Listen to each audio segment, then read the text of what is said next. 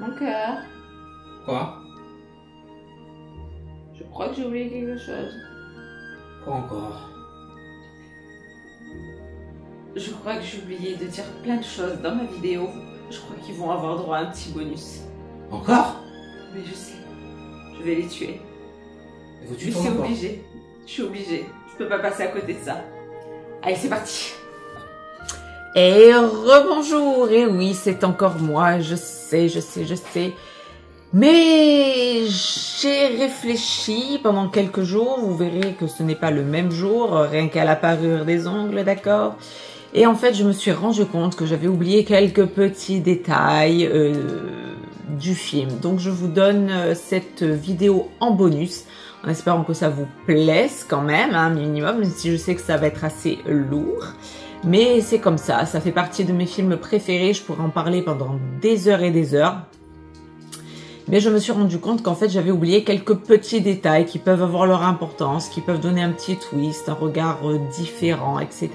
Donc je vais vous en parler, je vais essayer d'être rapide. On va essayer de le faire le plus rapidement possible, mais on va essayer en tout cas de le faire bien pour vous.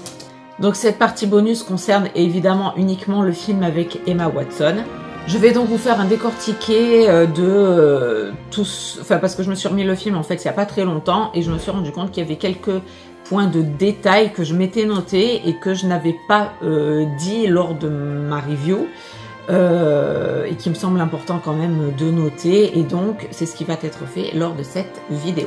Alors la première chose que je voulais dire aussi par rapport à ce film et qui m'a petit peu embêté, enfin qui je trouve dommage, c'est qu'en fait tous les personnages qui représentent les objets du château, qui sont des acteurs que j'aime beaucoup, nous avons donc pour rappel Emma Thompson, Ian McKellen, Dan Stevens, Ewan McGregor, Stanley Tucci, bref, tout un tas d'acteurs que j'aime énormément. Le dernier que je viens de vous épeler là, on peut le retrouver notamment dans Le Diable s'habille en Prada, si vous avez vu ce film qui est d'ailleurs très bien, je vous le recommande.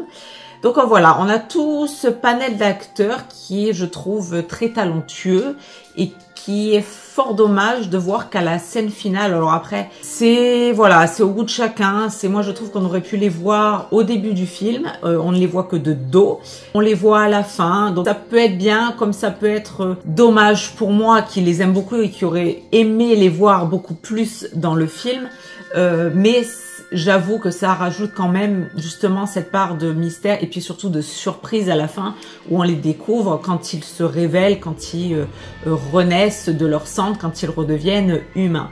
Donc ça, voilà, à voir. Donc je sais pas si ça a été un problème de budget, mais voilà, j'ai trouvé dommage quand même que cette qualité d'acteur, on ne les voit pas plus à l'écran. Ensuite, je voulais faire vraiment un petit focus au niveau de la temporalité du film, parce que comme je vous avais dit, je vous l'avais dit très rapidement lors d'une phrase que j'ai eu du mal à retrouver, enfin à la remettre dans l'ordre quand je vous ai fait ma review, quand Belle chante en fait, dès le début du film, quand elle chante dans son village, là quand elle sort de sa maison. Et en fait, on a plusieurs points, je trouve, comme ça, d'indices qui laisserait penser que oui, il y a 10 ans qui se sont passés, mais en même temps, le temps est resté quelque part figé. C'est un petit peu paradoxal ce que je suis en train de dire, mais le film nous apprendra, au fur et à mesure des indices qu'il laisse sur son passage, que oui, il est dit très clairement que 10 ans se sont passés pour le prince, mais pendant ces 10 ans, le temps est quand même resté figé, en tout cas pour eux, c'est-à-dire pour les habitants du village où réside la Belle, et dans le château où réside le prince et ses serviteurs. On a peut-être une petite variante au niveau de du père de Belle, de Belle en elle-même, et du personnage qui s'occupe de l'asile de fous.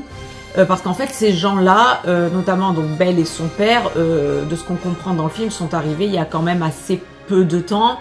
Donc voilà, ils sont figés dans le temps au moment où ils sont dans le village, mais ils ont eu leur vie, ils ont vécu à Paris, ailleurs. Belle, elle a grandi très normalement, très naturellement, son père aussi. Enfin voilà, ils ont voilà. Et on a notamment le père de Belle aussi qui fait des allers-retours dans le village. Comme je vous avais expliqué, il vend ses affaires, enfin ses inventions dans les villages voisins, dans les villes voisines. Donc il a cette espèce d'aller-venu et donc il reste pas figé dans le temps.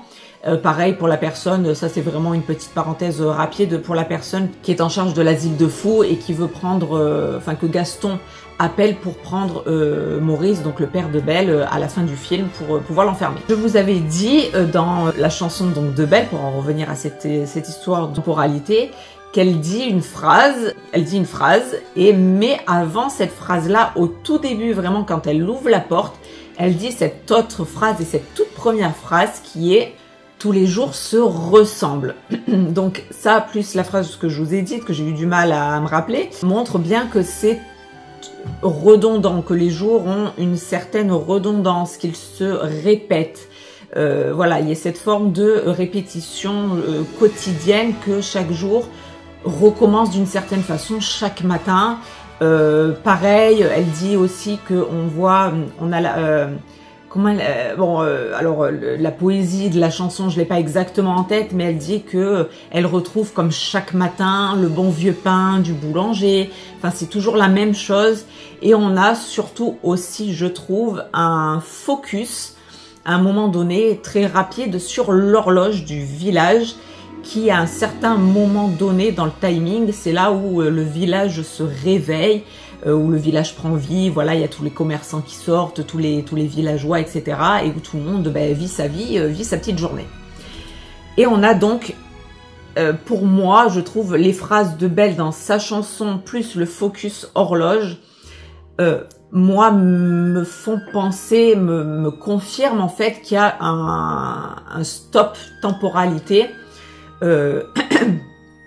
qui fait que les gens du village et du château de la Bête sont vraiment, comme je vous avais dit dans ma review, sont vraiment mis sous globe en fait, avec une temporalité bien définie, c'est-à-dire qui est figée en fait dans le temps, même si le temps passe, c'est quand même figé dans le temps. Et ça, on pourra aussi le retrouver et le confirmer de manière encore plus forte et symbolique, c'est-à-dire grâce au personnage de Zip, qu'on verra au tout début du film, qui est un petit garçon d'une dizaine d'années, pour faire simple, on va dire que c'est un petit garçon d'une dizaine d'années. Il y a la malédiction, il est transformé en petite tasse. 10 ans se passent pour la Bête, mais à la fin du film, quand il est transformé en humain, quand il retrouve son apparence humaine, eh bien, il reste un petit garçon de 10 ans, d'une dizaine d'années en général. Donc ça nous prouve bien qu'il y a eu un arrêt dans le temps, en fait, que malgré le fait que 10 ans se soient passés, ils n'ont pas vieilli. C'est paradoxal, c'est compliqué à expliquer, mais c'est ce que j'en ai retenu et c'est ce qui, je trouve, est prouvé dans le film par voilà, la chanson de Belle, tous les mots qu'elle utilise, les petites récurrences qui viennent journalières, ce focus horloge. Il y a vraiment cette temporalité de toute façon qui est mise en avant à mort avec cette rose où on voit le temps qui passe, mais qui passe pas vraiment pour les personnages, ok? Et vraiment l'accent est mis et pour moi est confirmé avec ce personnage de Zip qui au début est un garçon de 10 ans et qu'on retrouve à la fin du film malgré les années qui sont censées être passées, qu'on le retrouve donc à l'âge de ses 10 ans, donc au même âge que lors de la malédiction. Donc on peut se dire qu'il en est de même pour tous les autres habitants du village, pour tous les autres habitants du château, donc un petit focus temporalité confirmé grâce à tout ça. Alors après, j'ai souligné quelques petits clins d'œil qui peuvent être sympathiques si on s'attarde un petit peu aux détails du film. On a donc au début, comme je vous l'avais dit dans ma review, on a un personnage qui se révélera ensuite être le mari de Mrs. Samovar et donc le père de Zip, qui a cette phrase qui dit j'oublie quelque chose, comme tous les jours j'ai l'impression d'oublier quelque chose, bref. Et on voit en fait derrière lui qui apparemment c'est un marchand de porcelaine. Ça aussi je l'ai vu, je l'ai remarqué. Donc c'est un clin d'œil bien évidemment avec son appartenance à la théière et à la petite tasse qui sont Zip et Mrs Samovar. Voilà, une fois qu'on connaît le film et qu'on connaît la finalité, si on s'attarde à ce petit détail-là, on dit tiens, c'est un marchand de porcelaine. Sa femme, bizarrement, elle est enfermée dans un objet de porcelaine, donc une théière, et son fils, pareil, à l'effigie d'une tasse en porcelaine. Donc, petit clin d'œil aussi pour ça, j'ai trouvé ça mignon. Ensuite, autre petit clin d'œil, petit indice, enfin ce qu'on voudra. On a Belle qui, lorsqu'elle rentre dans ce qui fait office de bibliothèque en gros du village, se sert encore une fois des livres, est une lectrice aguerrie, avérée, elle a vraiment l'amour pour la lecture et c'est ce qui lui permet de voyager, de s'ouvrir l'esprit, de connaître le monde en fait à travers les livres et de s'évader grâce à la lecture, évasion qu'elle pourra ensuite concrétiser avec cette rencontre avec cette bête et comment dire, cette soif d'aventure, etc., cette envie d'ailleurs, ce renouveau qu'elle trouve dans les livres grâce aux histoires qu'elle rencontre au fur et à mesure de ses lectures, ça va se concrétiser ensuite avec l'histoire qu'elle aura avec son prince. On a aussi un clin d'œil qui est très fort et qui est aussi dans l'animé de Disney, donc dans le dessin animé. On a cette phrase où quand elle chante pareil au tout début du film dans son village, elle dit, donc elle lit, elle dit qu'elle aime le livre qu'elle est en train de lire, mais donc que ça raconte une histoire d'amour, que c'est très romantique, etc. Qu'il y a une jeune fille qui rencontre un prince, mais elle ne se rend compte de qui est cette personne qu'au chapitre 3. Et ça, elle le dit très clairement. Et ça, en fait, c'est vraiment un clin d'œil, mais oufissime de ce qui est le film. C'est-à-dire que, en fait, la lecture et la chanson qu'elle dit, le livre qu'elle est en train de raconter quand elle vous chante la chanson à vous, spectateurs, c'est en fait son histoire à elle, sa propre histoire à elle. C'est l'histoire de La Belle et la Bête. C'est l'histoire d'une jeune fille qui va rencontrer un prince, mais qui va ne se rendre compte de ce prince, ni de qui il sera, ni de l'amour, de l'amoureux qu'il sera pour elle, qu'au chapitre 3. C'est-à-dire pas tout de suite comme pour elle, pas tout de suite. Au début, ça va pas être jojo entre eux, mais ensuite, donc au chapitre 3 du film, il va devenir son amoureux, il va se révéler à elle différemment. Et donc, c'est l'histoire de La Belle et la Bête et son histoire réelle qu'elle raconte précisément à ce moment-là de la chanson. Pareil, à un moment donné, dans le village, il y a une personne qui dit, pareil, dans la chanson de départ, qui dit, en parlant de Belle, heureusement qu'on n'est pas comme elle, qui fait vraiment référence là, qui tranche vraiment entre Belle et les habitants du village, comme je vous disais, cette différenciation qu'il y a entre elle et les autres. Il y a vraiment un clivage entre ces deux personnes, deux entités, on va dire, entre Belle et les habitants du village. On voit vraiment que là, elle est en opposition totale avec leurs mœurs, leur façon d'être, leurs idées, leur façon de penser, etc. Et c'est vraiment, pour moi, là, ressort en fait un petit peu le problème de nos sociétés, le diktat de la société, c'est-à-dire en gros, ceux qui sont différents de nous, inconsciemment on en a peur et donc on les rejette, on n'aime pas ça. C'est en gros, voilà, ce message-là qui passe pour toutes les sociétés en général, quels que soient les siècles, quelles que soient les époques. Voilà, ce qu'on ne connaît pas, on le connaît pas, donc ce que l'homme ne connaît pas, ça lui fait peur, et quand ça lui fait peur, il rejette, et soit il rejette, soit il va inventer des choses, soit il va faire en sorte que les gens en aient peur. Voilà, on va pas faire l'historique de l'histoire pure des siècles et des siècles sur différents sujets, mais voilà, ça rajoute vraiment cette petite pointe d'histoire, et surtout, ça accentue le fait que Belle soit vraiment en marge de tous les autres de son village. On a également, et c'est ce qui rejoint un petit peu ma théorie du personnage omniscient qui est cette enchanteresse et qui est instigatrice de tout. Et vous aurez compris mon amour pour ce personnage, aussi petit soit-il dans le film, mais aussi grand soit-il pour la connotation qu'elle a dans le film.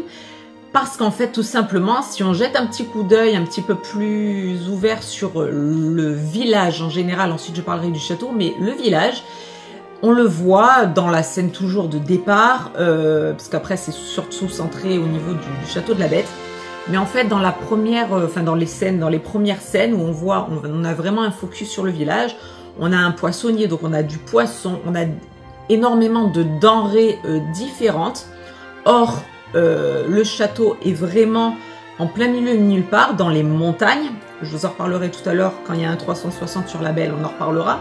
Donc le village n'est pas proche d'un port, donc les poissons ils viennent d'où, ok. Il y a énormément, alors étant donné que c'est un village qui est censé être exclu de tout le reste, puisqu'on aura compris avec ce que je vous ai dit, et ce que vous aurez compris vous-même en ayant vu le film, que l'Enchanteresse a mis donc sous globe, je le répète une nouvelle fois, le château et le village. Donc le village est vraiment exclu de toute autre civilisation, de toute autre ville, village, etc., port, commerce. Donc comment toutes ces denrées, toute cette richesse, pas richesse, richesse alimentaire, richesse même au niveau des livres, etc., comment ces choses arrivent abondamment dans le village, comment le village est si vit dans l'abondance. En fait, personne ne manque de rien, personne n'est pauvre, sauf celle qui se fait passer pour l'enchanteresse, mais personne n'est pauvre, tout le monde a une petite maison, même modeste, mais tout le monde a sa petite maison, tout le monde a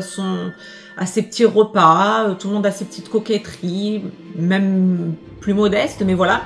Et pareil, dans le château de la Bête, le château ne manque de rien, est dans l'opulence, même si le château, comme je vous ai dit, au fur et à mesure du temps, le château part un peu en décrépitude, il part un petit peu en ruine, mais ça c'est pour montrer la temporalité, le timing de la rose qui est en train de s'accélérer.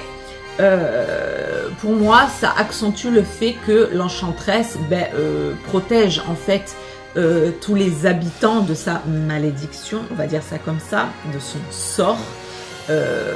Et propose comment dire, une vie à ces gens-là sans qu'ils se posent de questions. En fait, ils vivent leur journée à répétition, ils se posent pas trop de questions. Il n'y a que la Bête qui vraiment, lui, a conscience de ce qu'il est, de ce qui lui est arrivé, et même au niveau des personnages qui sont avec lui, qui gravitent autour de lui, donc les objets. Parce qu'à la fin du film, on a Mrs Samovar, quand tout le monde vient pour attaquer le château de la Bête, elle dit une phrase à un moment donné, elle voit son mari, elle dit « Oh, monsieur Samovar, vous êtes là », un truc comme ça. Donc en fait, ce qui veut dire qu'il n'y a que les habitants du village qui ont vraiment eu la mémoire altérée, qui ne se rappellent plus des uns et des autres. Et donc on a cette Mrs Samovar, donc ça prouve bien qu'en fait, il y a vraiment ces personnages du château et donc la Bête qui sont vraiment conscients de ce qui leur est arrivé. Et ce qui permet, et c'est là où en fait ça a une symbolique et où ça a une portée et une résonance, parce que sinon ça ne veut rien dire si plus personne ne se rappelle de rien. Ça permet à la Bête de se recentrer sur lui-même, de repenser toute sa vie, à ceux qui gravitent autour de lui, ses serviteurs, etc. Aussi, comme je vous ai dit dans ma review, quand on a la théière qui dit à la Belle... mais c'est justement là le problème, nous avons rien fait, nous sommes restés sans action, sans rien. On a laissé le petit garçon, donc Adam, jeune prince, sous l'influence de son père qui était apparemment une personne mauvaise, et on n'a rien fait.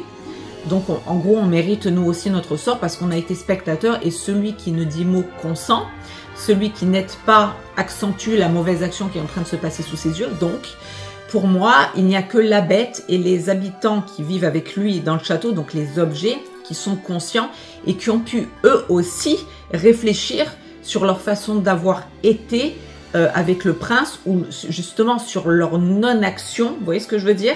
Et la Bête, pareil, avec tout ce que je vous ai dit en review sur sa réflexion à lui, etc. Voilà.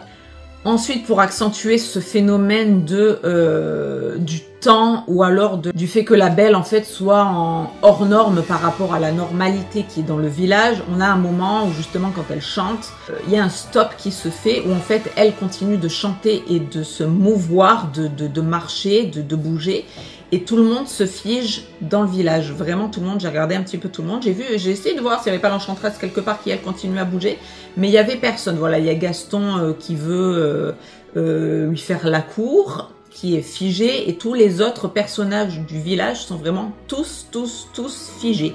Il n'y a que Belle qui continue à parler, à chanter, à se mouvoir et à bouger.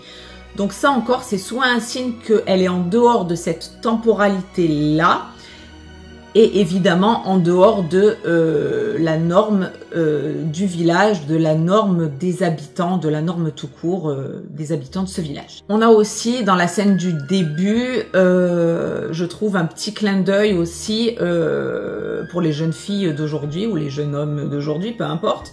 Mais là, comme il s'agit de Belle, je vais dire pour les jeunes filles d'aujourd'hui. On a Gaston qui essaye de courtiser Belle, etc. Puis elle qui le rejette. Et lui, comme c'est un idiot, dans le film, il se retourne vers le fou, il lui dit « Oh, elle a quelque chose, je sais pas, comment on appelle ça ?» Et lui dit « Je sais pas, la dignité peut-être ?» Et donc en fait pour moi c'est un clin d'œil pour toutes les jeunes filles d'aujourd'hui, et je mettrai bien évidemment les jeunes hommes aussi d'aujourd'hui dans le même sac, d'avoir en fait de la dignité, d'apprendre à être digne de soi-même, d'avoir du respect pour soi, d'avoir de l'amour pour soi.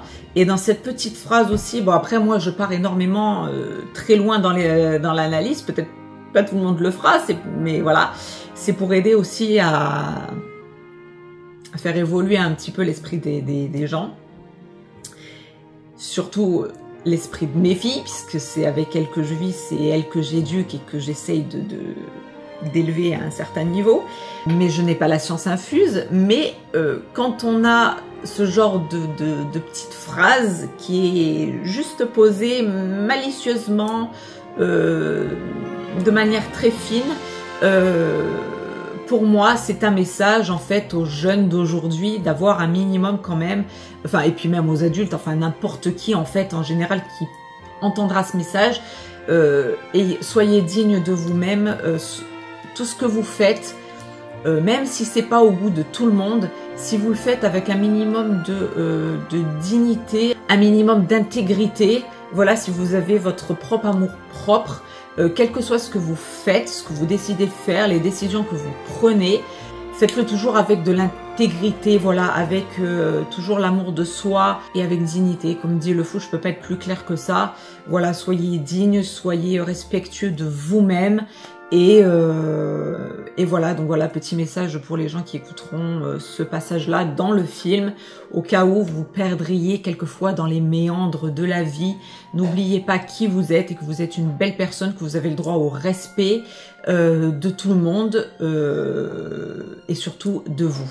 Ensuite, on en vient à justement encore cet appui sur ma théorie, etc., qui je pense a son sens.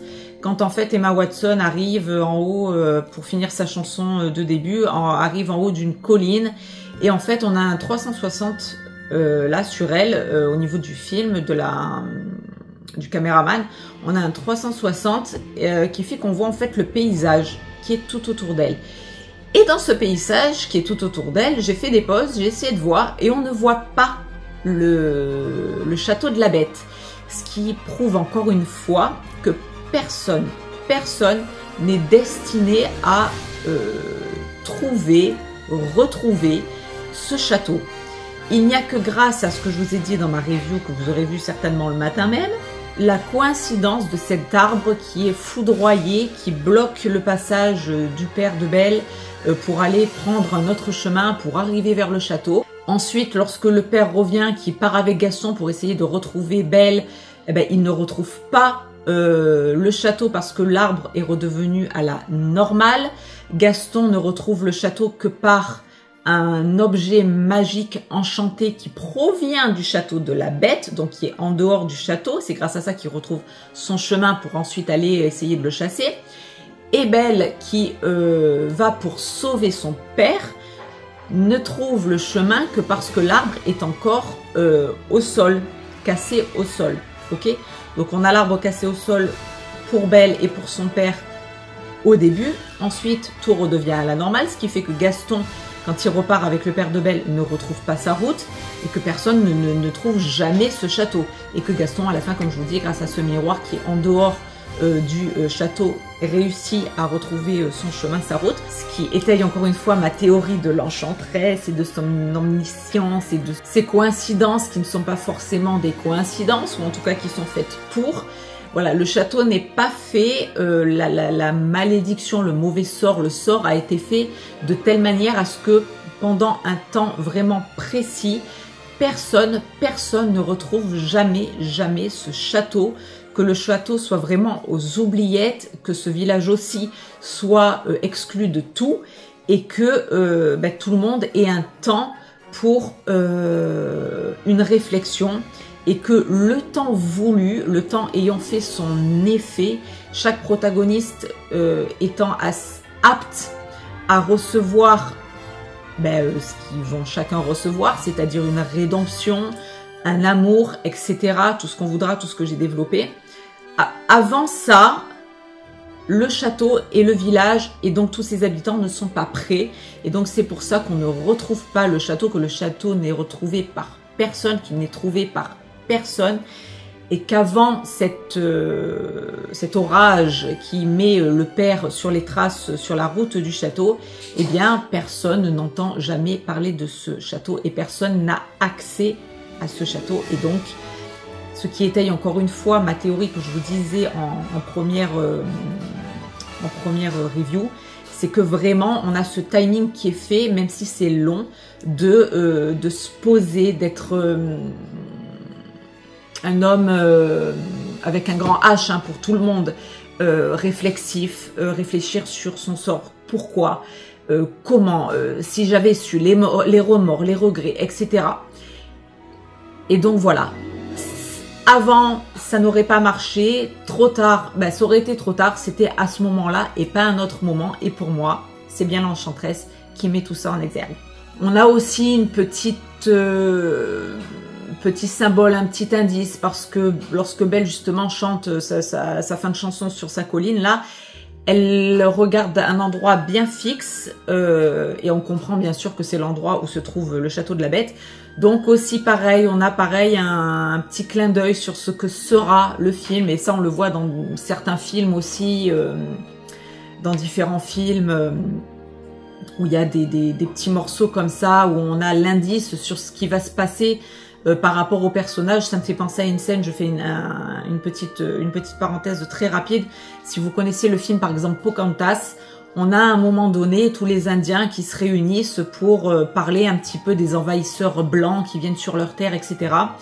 Et on a donc le chaman, on va dire, du groupe qui est là et qui met en fumée des loups qui sont censés représenter les envahisseurs blancs sur les terres indiennes. Et on a donc les loups on a à un moment donné un loup qui fait le tour de, je sais plus comment il s'appelle l'Indien là qui est amoureux de Pocahontas là. Je crois que c'est Coquom, le nom de l'Indien. Mais enfin bref, c'est ça. En gros c'est l'Indien, parce que ça fait un petit moment lui aussi que je l'ai pas vu, mais en gros c'est l'Indien qui est amoureux de Pocahontas, que le père est ok pour donner la main de sa fille à ce guerrier là. Je crois que c'est Coquom.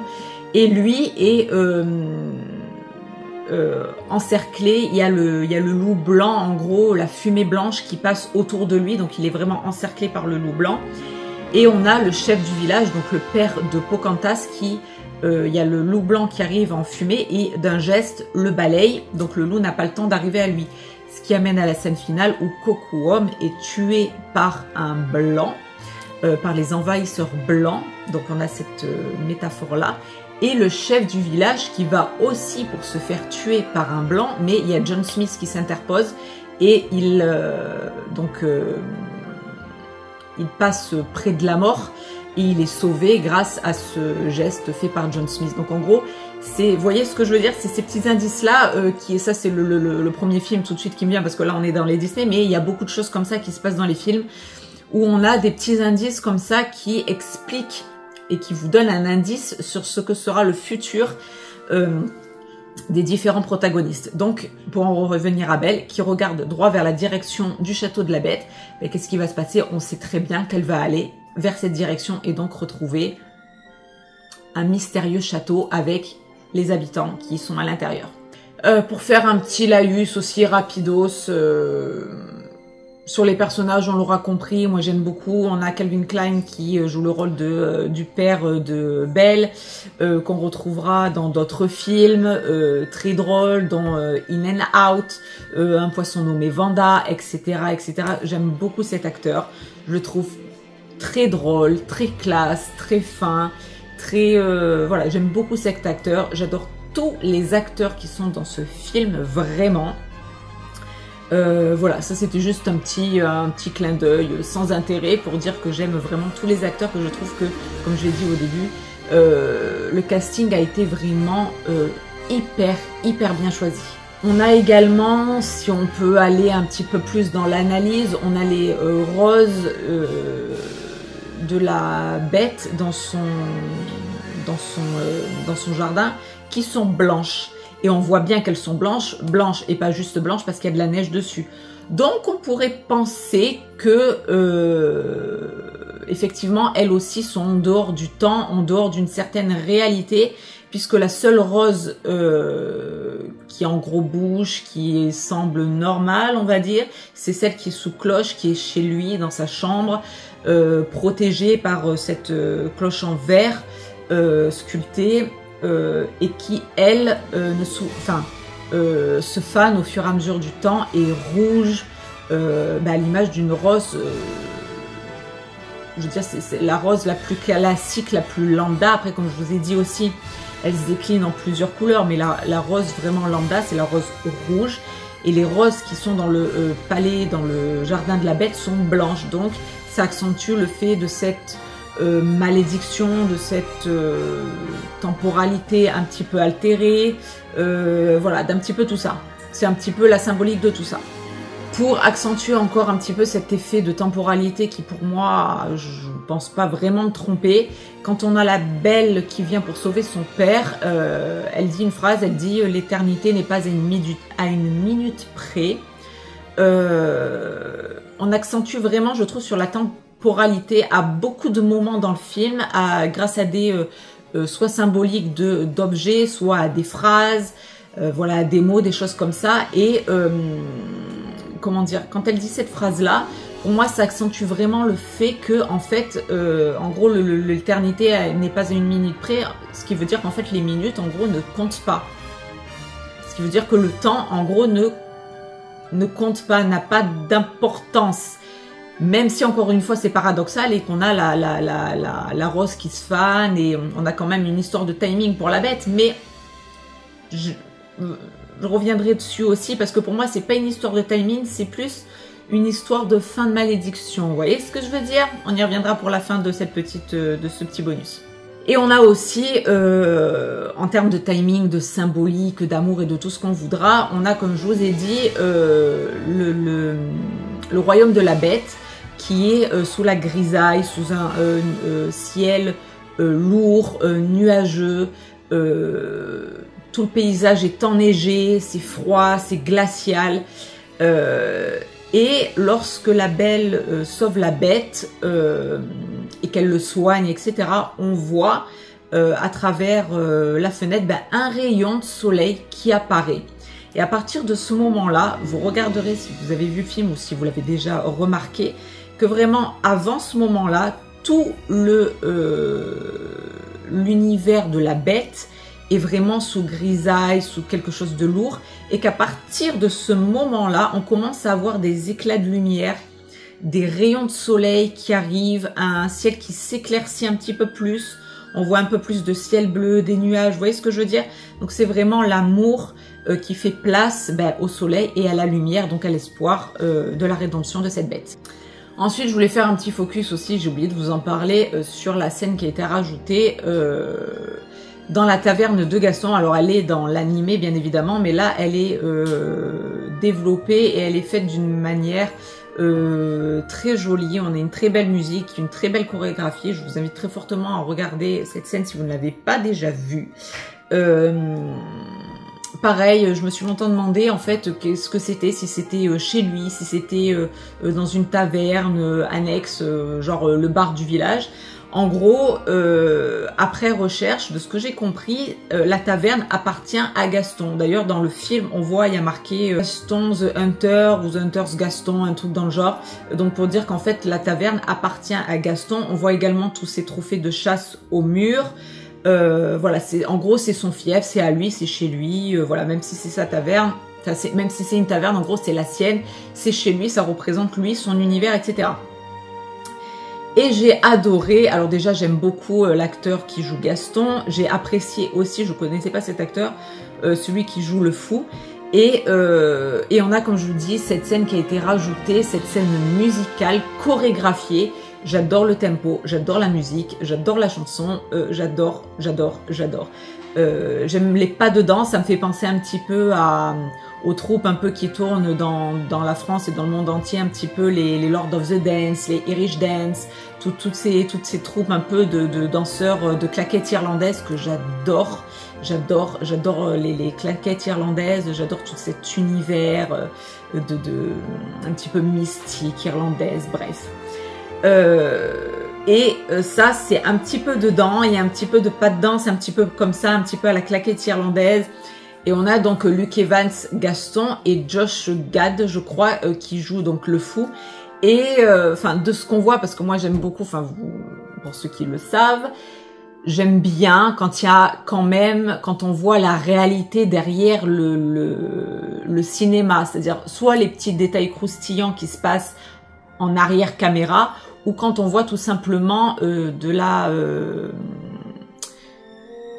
sincérité dans les personnages et pas juste un jeu de rôle. C'est-à-dire que dans cette scène-là, on voit vraiment que ces deux acteurs-là prennent du plaisir à chanter, à danser. Ils ont des regards complices, ils ont des petits sourires qui auraient peut-être pas dû être au niveau de la caméra, mais peut-être que le réalisateur a laissé, qu'on voit des fois dans certains films aussi, quand on a des personnages qui rigolent, et ben, le scénariste trouve ça vachement sympa, le réalisateur aussi, donc il le laisse, voilà.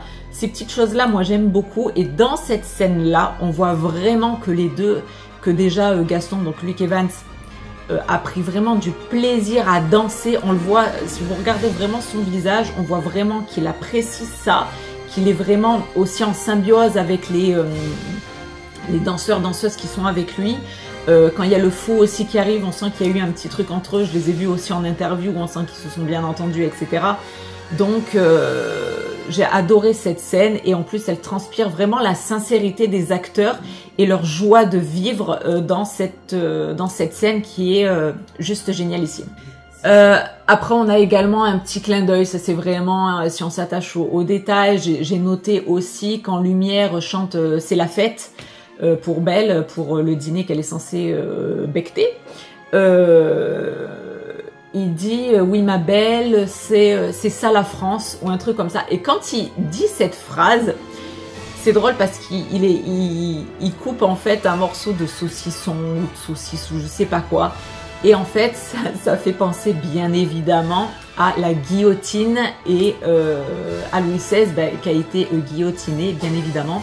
Et la France, c'est ça, c'est voilà, des Français en révolution contre le pouvoir, contre la royauté, etc. Et la Révolution française est quand même un pan historique assez important qui a quand même marqué la France et qui a marqué un grand tournant de notre société, de ce qui fait la France. Ça a marqué très profondément notre histoire. Et c'est un petit clin d'œil qui a été fait au film, donc merci à vous. C'est sympa, ça aurait pu être un petit peu plus gai, le clin d'œil aurait pu être trouvé différemment et un petit peu plus gai, mais j'avoue qu'il fait partie de notre histoire, donc j'ai trouvé ça sympa. Et il faut le voir passer parce que c'est assez furtif, mais il est quand même dedans, donc clin d'œil à la France, merci. Petit clin d'œil aussi, on a, pour parler un petit peu des caractères et de tout ce qui se passe dans le film, on a la bête. On voit à un moment donné, quand on est dans la chambre de la bête, on a un focus, c'est quand Belle va voir, quand elle va dans l'aile ouest et qu'elle va pour voir la roche, je crois, on a vraiment un focus sur le tableau entier du prince Adam, qui était donc jeune avec ses deux parents. Et on voit bien la griffure à la différence de l'animé, du dessin animé, où il se griffe lui-même son visage et simplement lui. Là, dans le film, on voit qu'il en fait a griffé son père et lui et a laissé sa mère immaculée. Il ne l'a pas touchée. C'est aussi une symbolique à montrer qu'en fait, il était très attaché à sa mère, qu'il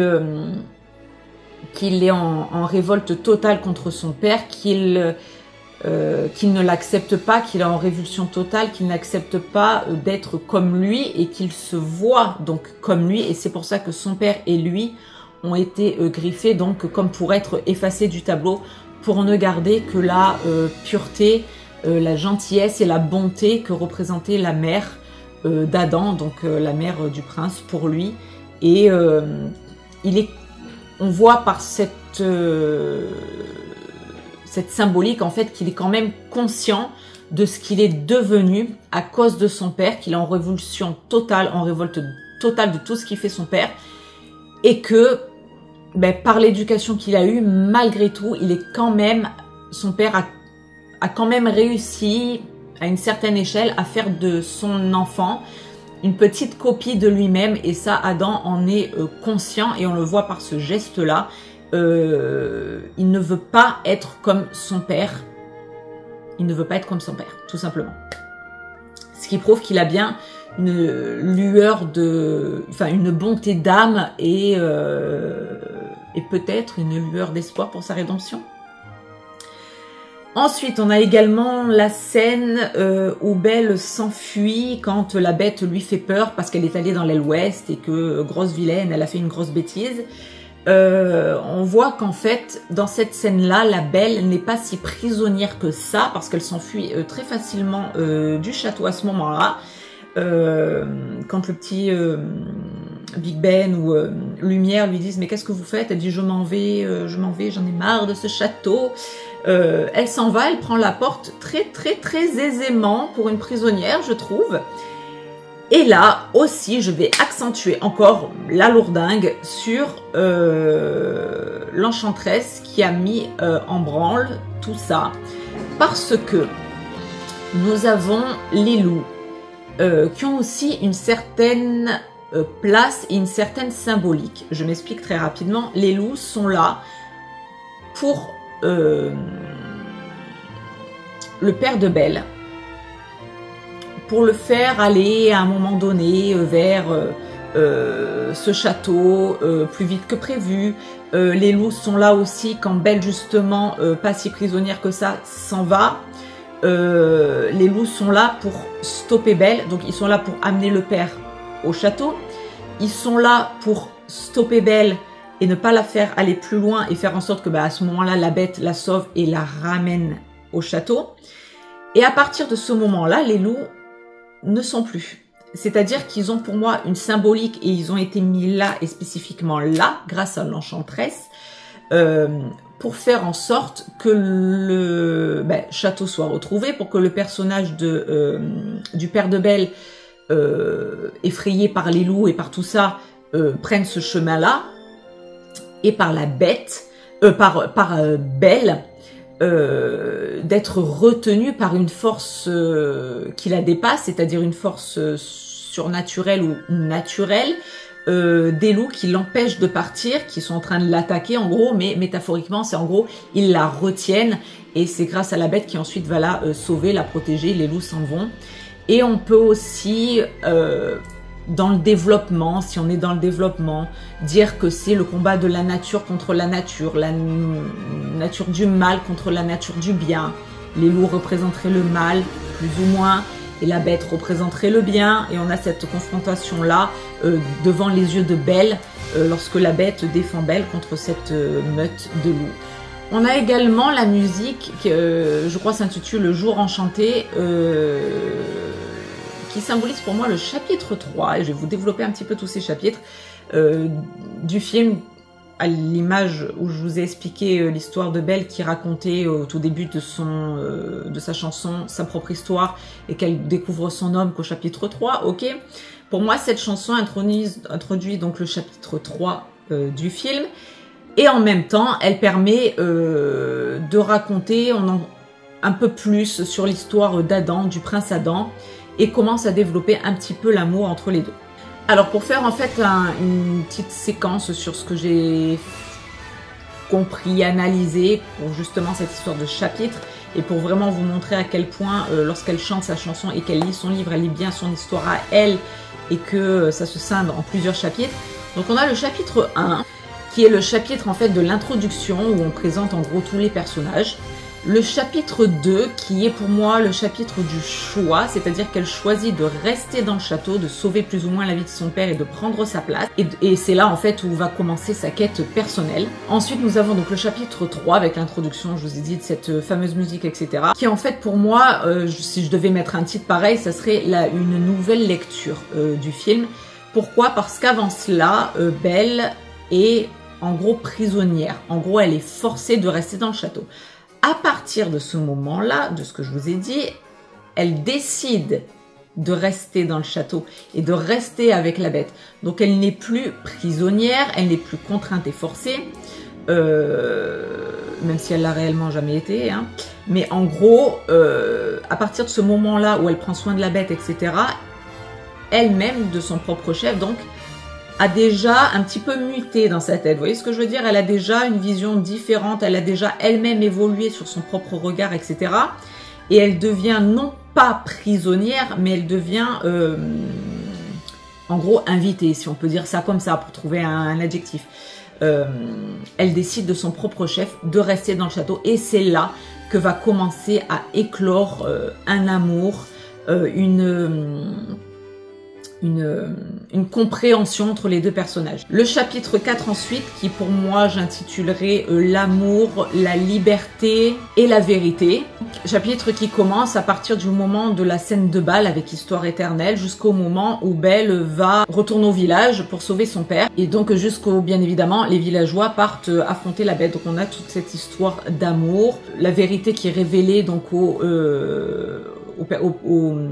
villageois, donc la présence d'un château enchanté avec une bête, avec des personnages mystérieux, etc., etc. Et d'ailleurs, ce qui est assez rigolo ou étrange, vous mettrai ce que vous voulez, de voir, c'est qu'en fait, lorsque les villageois sont mis au courant grâce à ce miroir, pour preuve que la bête existe vraiment, que Maurice n'est pas fou, etc., on voit là toute une émulsion de tous ces villageois.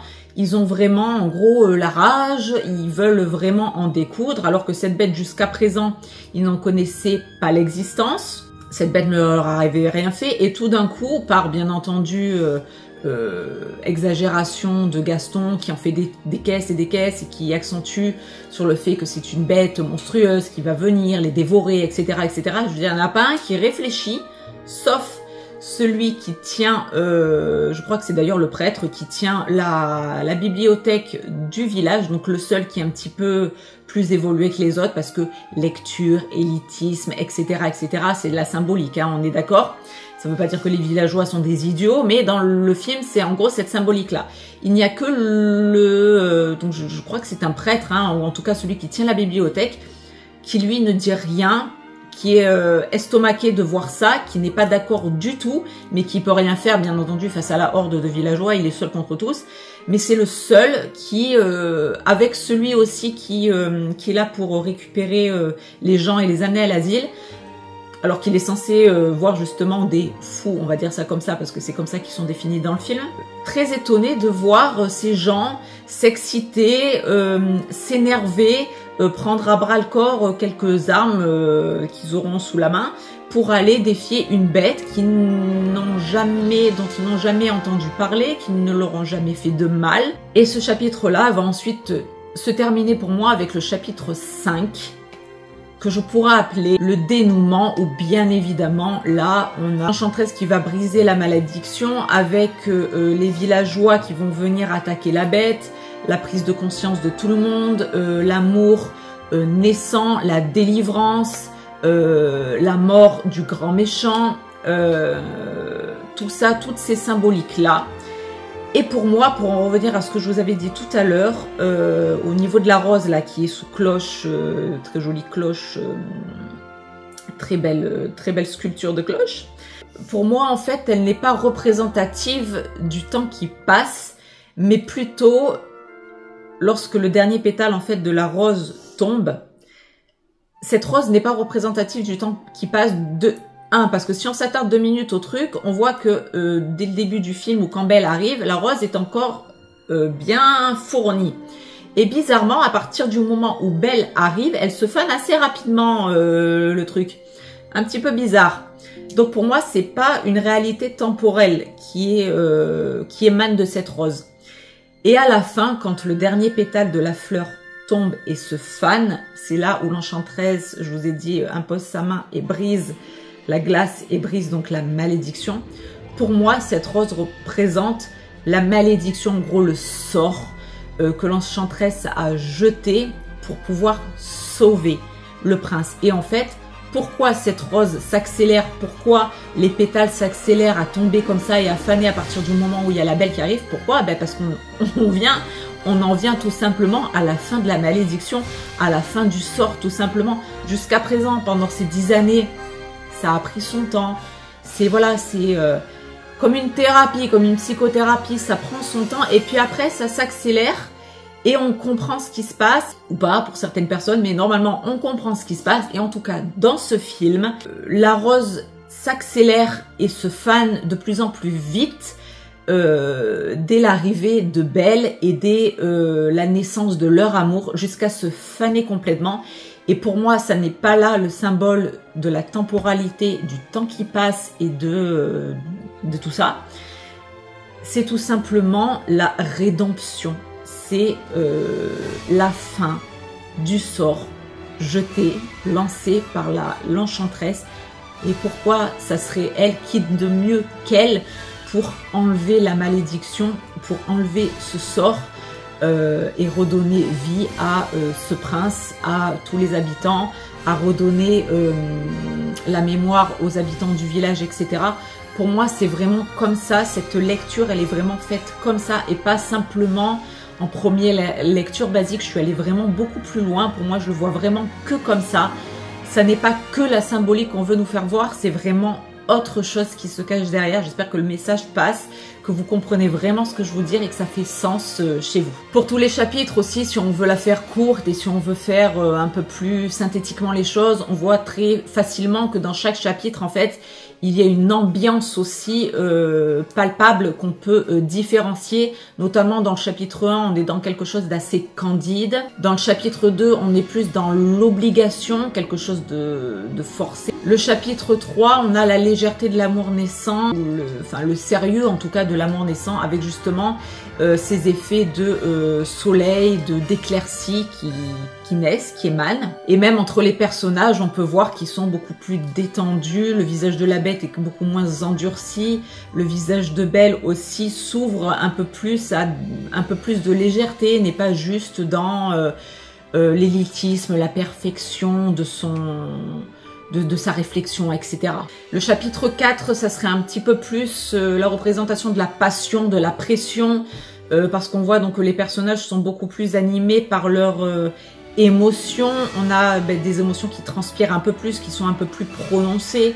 On a aussi une atmosphère encore plus lourde avec cet affrontement final, avec les villageois qui arrivent pour aller jusqu'au château de la Bête, etc. Enfin, on a une pression un petit peu plus différente et du coup une émotion humaine qui émane beaucoup plus des personnages. Et pour le chapitre 5, on a là vraiment l'explosion, mais l'explosion dans tous les sens du terme, c'est-à-dire en premier lieu l'explosion avec les orages, la noirceur de l'atmosphère, l'explosion des sentiments, tout ce qui se révèle au grand jour, la personnalité de chacun, l'amour aussi qui émane, qui explose, la rage de Gaston envers cette bête, la bête qui se réveille mais qui en même temps n'est pas une bête, donc qui s'adoucit.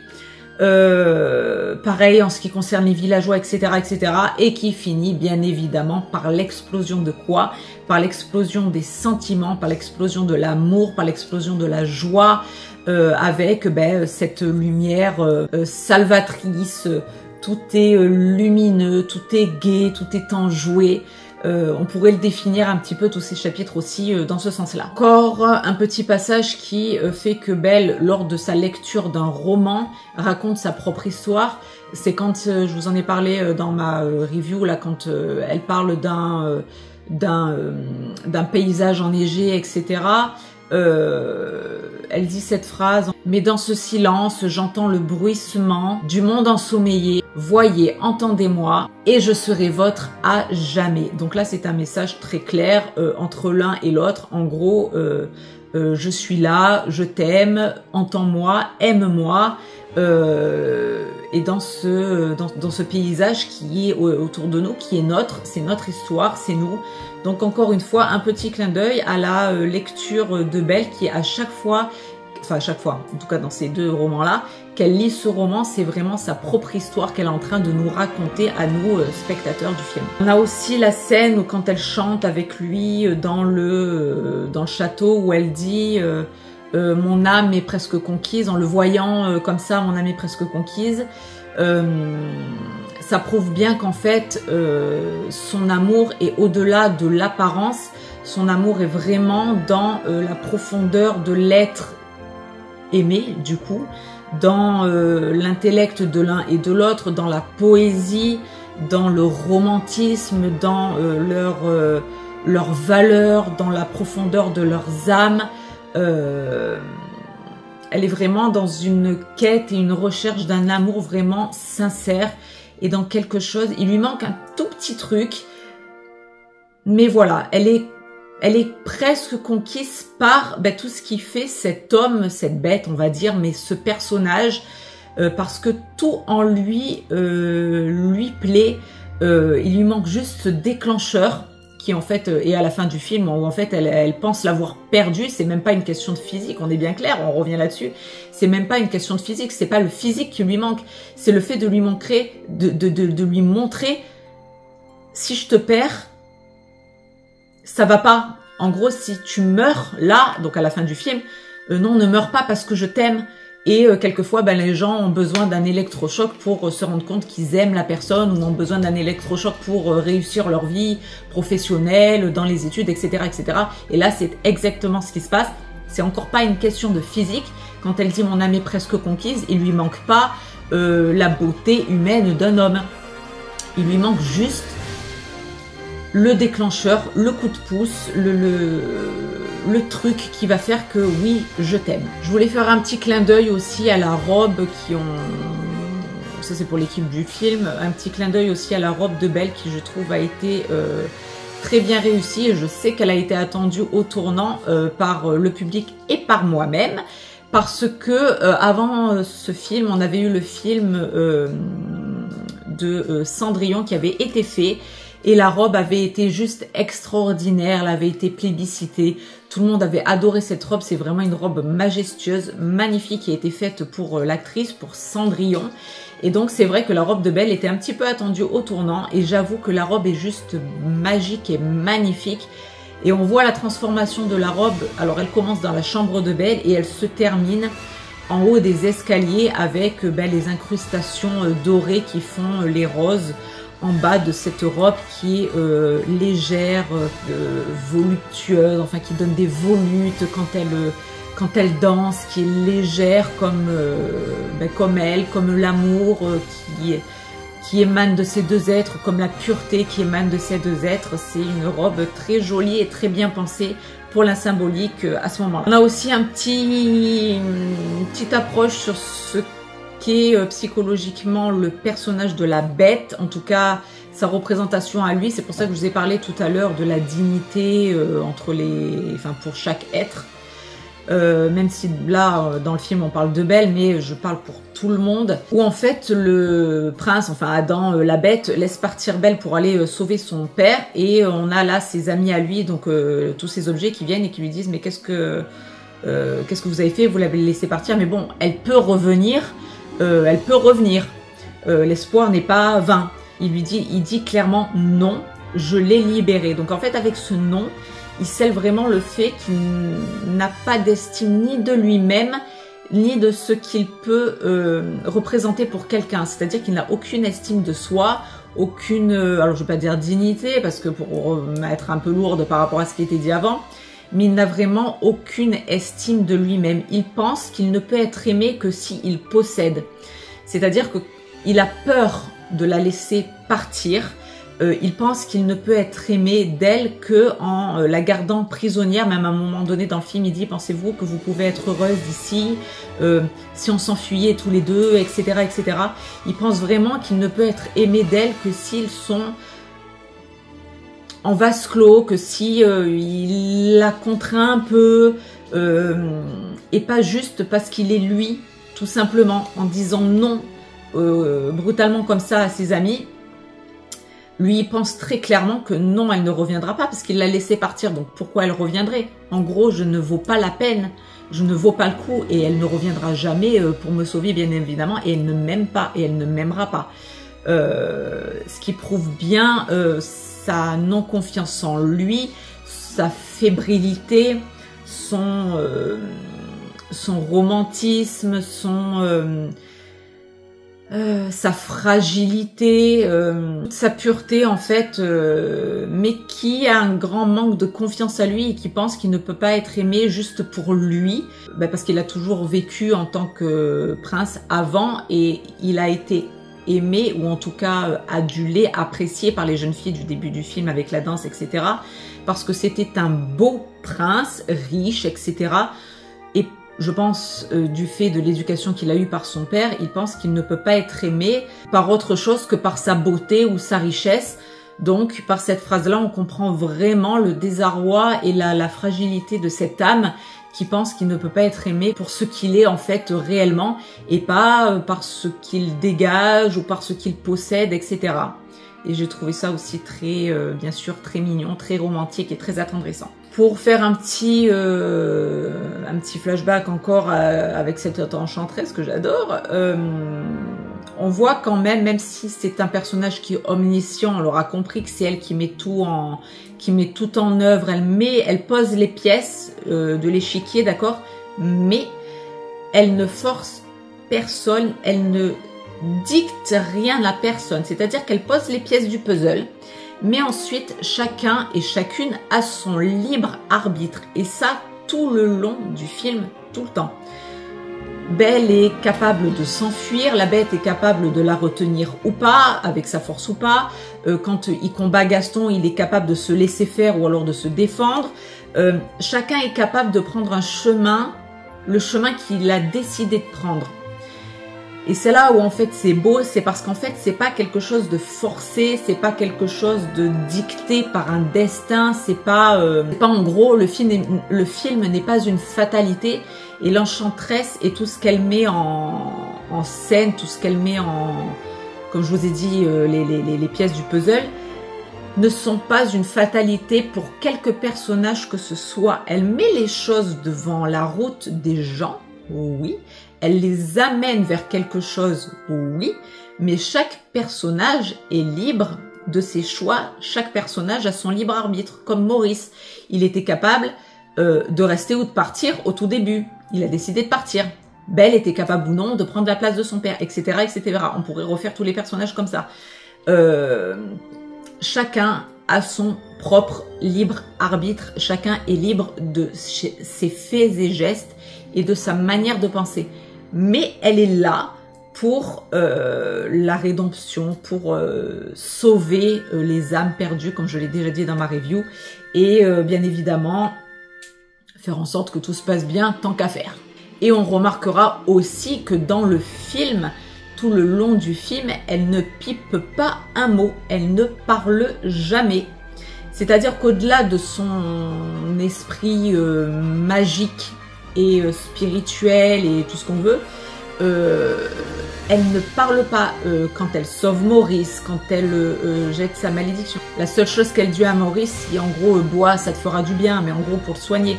Mais elle ne dit rien vraiment, même quand elle est dans la caverne, dans la taverne de Gaston et que Maurice dit elle était là, Agathe était là, c'est elle qui m'a sauvée, vous pouvez dire que c'est Gaston qui a voulu me tuer, etc. Elle dit rien à personne, jamais. Elle laisse vraiment le choix aux gens et elle n'influence personne. par la parole en tout cas, ou par, voilà, elle met des briques sur le chemin des gens et après à eux de construire leur château ou pas. Un petit mot aussi concernant le fou et la distinction qui se passe par rapport au dessin animé par exemple. On a vraiment un cas de conscience par rapport à ce personnage. On le voit vraiment lorsque Gaston commence un petit peu à vriller avec le père de Belle, etc. Ça se confirmera ensuite à la fin lors de la musique de fin. Quand Gaston part en chasse, j'adore ce moment-là. Et on a en fait la phrase du fou qui dit en gros nous allons bien vers un démon, mais en gros c'est pas la bête, c'est bien le démon qui nous guide. Il parle bien de Gaston à ce moment-là, et il parle de lui comme d'un démon, donc quelque chose qui supplante vraiment une bête. C'est-à-dire que pour lui, on voit vraiment par sa phrase, etc., le vocabulaire qu'il emploie, on comprend vraiment là, au cas où on n'aurait pas compris qu'on serait neuneux, que Gaston représente vraiment le mal, le démon, le mal en fait, et que la bête, malgré les apparences, n'est pas le mal, ne représente pas le mal, et une personne bienveillante, et représente la bonté. Pour faire le parallèle aussi entre ces deux personnages, donc Gaston qui représente le mal et la bête qui représente le bien, pour la faire très courte, on a à un moment donné aussi Gaston qui dit une phrase qui dit c'est l'appel de l'héroïsme, enfin j'ai l'appel de l'héroïsme, etc. Donc on pourrait voir là dans cette phrase, en fait, c'est pareil, c'est une façon de montrer qu'en fait, normalement, le héros qui est représenté par un homme fort, alors beau éventuellement, va démonter donc le mauvais. Et à la différence de ça, on a une bête qui, elle, est censée représenter du coup le mal, alors qu'en fait, c'est totalement l'inverse. On a celui qui se prend pour le héros et quelqu'un de bien, etc. En tout cas, ce qui montre en apparence, et au fond de lui, un vrai démon. Alors que la bête, de son apparence démoniaque, si on fait un petit parallèle pour employer le même vocabulaire, est au fond quelqu'un de foncièrement bon et représente la bonté, la pureté et l'héroïsme véritable. On a aussi cette scène de fin où lorsqu'il, je vous l'ai déjà dit, va pour tuer Gaston, en fait, Gaston lui dit « épargne-moi la bête, gna gna ». Et lui, il dit « non mais il a une prise de conscience vraiment, parce qu'il y a l'instinct animal qui prend le dessus, il veut le tuer bien évidemment. Et lorsque Gaston prononce ce terme, il percute en fait, il dit mais non en fait je suis pas une bête. Et c'est là qu'en fait même pour lui, à la différence que je vous disais de ce que je vous disais tout à l'heure, où il n'a pas de confiance en lui, qu'il pense qu'il peut pas être aimé pour lui et tout, au moment où il dit ça, où il dit je ne suis pas une bête, qu'il épargne Gaston et tout, et qu'il se retourne et qu'il va retrouver Belle, à ce moment-là vraiment il se considère digne d'être aimé par sa Belle, évidemment, par Belle, et donc d'être sur le même pied d'égalité en fait, et de pas être une bête ou quelqu'un de pas intéressant parce que physiquement pas beau, ou parce que sans fortune ou quoi que ce soit. Voilà, là il se considère vraiment comme quelqu'un de bien et quelqu'un d'assez bien pour son être aimé. Pour la scène de fin, bien évidemment, qui est magnifique, la scène de transformation de la bête en prince, moi je l'ai vu un petit peu comme les chakras. C'est-à-dire qu'on part des pieds pour arriver jusqu'à la tête, c'est-à-dire l'élévation de soi, l'élévation spirituelle, etc. Donc on voit vraiment aussi par cette symbolique-là tout le chemin qu'a parcouru Adam, le prince, pour en arriver à sa transformation, sa renaissance, ou sa naissance, parce qu'il était déjà comme ça avant étant petit. Mais en tout cas, sa renaissance en tant qu'homme, différent de ce qu'il aura été en tant que bête, etc. Donc vraiment cet esprit-là, un peu à la manière des chakras, vraiment de la racine jusqu'à l'élévation de l'esprit. Donc pour laisser place à une sagesse vraiment ancrée du personnage. Et on a aussi cette petite phrase où lorsque tout le monde se retransforme à la fin, où Adam retrouve ses serviteurs dont Lumière, alors que tout le long du film ce sont ses serviteurs, etc. Là il appelle vraiment Lumière mon ami, il a cette phrase là, donc il se met vraiment au stade au niveau de tout le monde, il est comme tout le monde. Alors c'est un prince certes, un très beau prince, très riche, très tout ce qu'on veut, mais il a appris à ce que tout le monde en fait tout le monde est comme tout le monde. Il est au même pied d'égalité que tout le monde. Et lui qui a été perçu comme quelqu'un de médisant, de mauvais, etc., de se remettre un petit peu les pieds sur terre et de voir qu'en fait, ses serviteurs ne sont pas forcément en dessous, ou même d'autres personnes qu'il pourrait rencontrer ne sont pas forcément en dessous de lui, que ce soit par la beauté, par la fortune, par des pensées différentes, etc. Voilà. Chacun est comme il est, mais chacun est pareil, quoi. Tout le monde est pareil. Et c'est cette élévation de l'âme, avec cette transformation vraiment, comme je vous dis, des pieds à la tête, de chakra, là,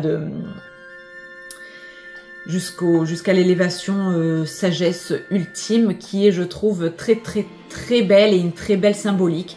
Donc pour tout ça, je voulais vous refaire un dernier petit bonus, je sais, il va être encore très long, mais j'aime tellement ce film, il y en avait tellement à dire, que quand j'ai fini de faire cette vidéo, que j'ai fini ce montage, il me restait un goût amer, j'avais pas fini, c'était inachevé, j'avais pas fini de tout expliquer, et moi j'aime aller au fond des choses quand j'explique, quand je m'adresse à un auditoire, quel qu'il soit, j'aime aller jusqu'au bout des choses et vraiment développer chaque point. Et c'est vrai que quand j'avais fait mes anciennes reviews, j'avais toujours un petit peu des fiches, etc. Là, je l'ai fait vraiment en freestyle la première fois, là aussi.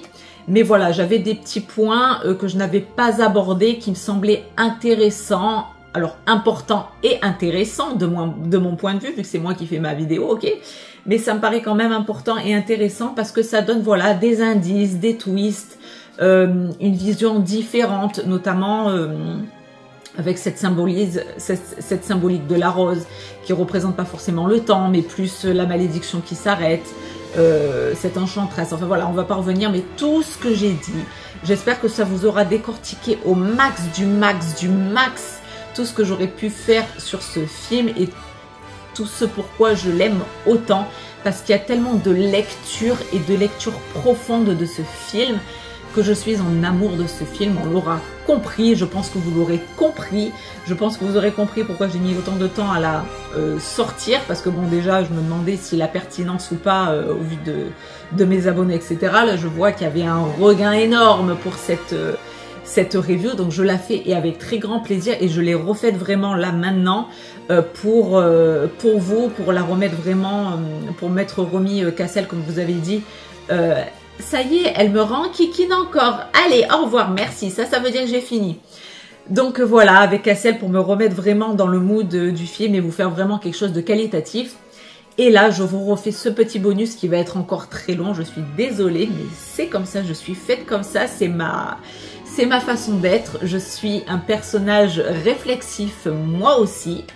Et donc, j'aime bien aller au fond des choses, aller au fond de ma réflexion, de mon analyse pour tout, pour quoi que ce soit dans ma vie, voilà, pour mes enfants, pour ma vie en général. Donc, j'espère que ces petits bonus en plus vous auront fait plaisir. Je n'en ai pas parlé lors de ma précédente review. Et donc voilà, je vous le fais là quelques jours après pour donner une plus-value quand même à cette review. Donc je vous la mettrai en décalé. Je mettrai, je pense, ma première review le matin et c'est ce que je suis en train de faire le bonus en fin de journée, là le soir. Pour que ce soit pas trop indigeste quand même, que vous ayez plaisir quand même à voir ça, parce que c'est quand même le but. C'est que vous preniez plaisir à voir cette vidéo et que ça vous apporte un maximum de clarté et d'analyse qui est la mienne, bien évidemment. Donc sur ce, je vous fais à tous de très très gros bisous. On l'aura compris, j'adore ce film. Allez le voir, revoyez-le, voyez-le ou revoyez-le en famille, montrez-le à vos enfants. Soyez heureux, soyez amoureux, aimez-vous les uns les autres. Quant à moi, je vous fais à tous de très très gros bisous et vous dis à très bientôt pour une prochaine vidéo. Gros bisous à tous, bye bye.